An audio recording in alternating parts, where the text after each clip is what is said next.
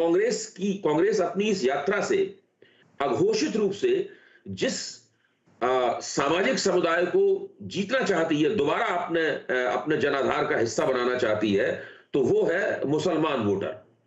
क्योंकि वो कह रही है हम नफरत के खिलाफ खड़े हुए हैं, देश तोड़ने के खिलाफ खड़े हुए हैं, हिंदू मुसलमान लगातार टीवी पे होता रहता है, और ये बातें जो कही जा रही हैं शुरू से ही, पहले दिन से ये यात्रा मेरे ख्याल से समाज के सभी समुदायों को संबोधित कर रही है, लेकिन विशेष तौर पर जिस समुदाय के ऊपर उसका फोकस है, वो फोकस है मुसलमान वोटरों की निष्ठा को सारे देश के पैमाने पर दोबारा जीतने में।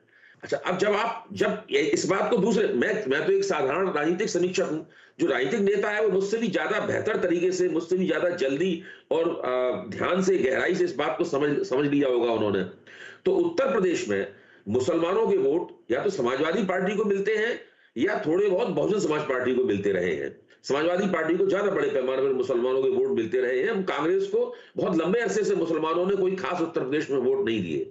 तो एक ऐसी यात्रा के साथ जो कि मुसलमान वोटरों की निष्ठा को जीत लेना चाहती है, मेरे ख्याल से न समाजवादी पार्टी आएगी और न ही बहुजन समाज पार्टी आएगी। वो दोनों किसी न किसी तरीके से इससे कतराते रहेंगे।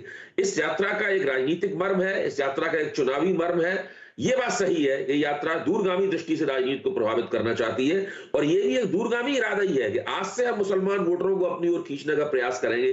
जब लोकसभा चुनाव आएगा, जो कभी काफी दूर है, पूरा का पूरा एक वर्ष पूरा लोकसभा चुनाव के बीच में है, उस समय तक कुछ ना कुछ इस यात्रा का प्रभाव। तो आप ये कह रहे हैं अभय जी कि ये बाकी वाले जो विपक्ष है उसी में आपस में लड़ाई है, इसलिए तो अखिलेश यादव ने पूछा कि लड़ने किससे आ रहे हैं आप?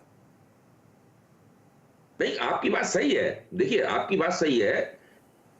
जो क्षेत्रीय शक्तियां हैं, हाँ। उनके सामने एक सवाल है।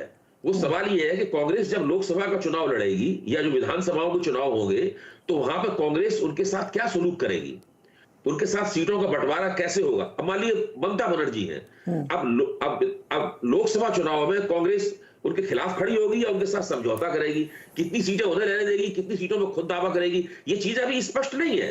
तो कोई भी क्षेत्रीय शक्ति राहुल गांधी के इस कार्यक्रम के साथ कैसे जुड़ सकती है? ओके, डॉक्टर आशुतोष वर्मा जी, आप लोग भारत जोड़ो यात्रा में शामिल होंगे क्या? धन्यवाद।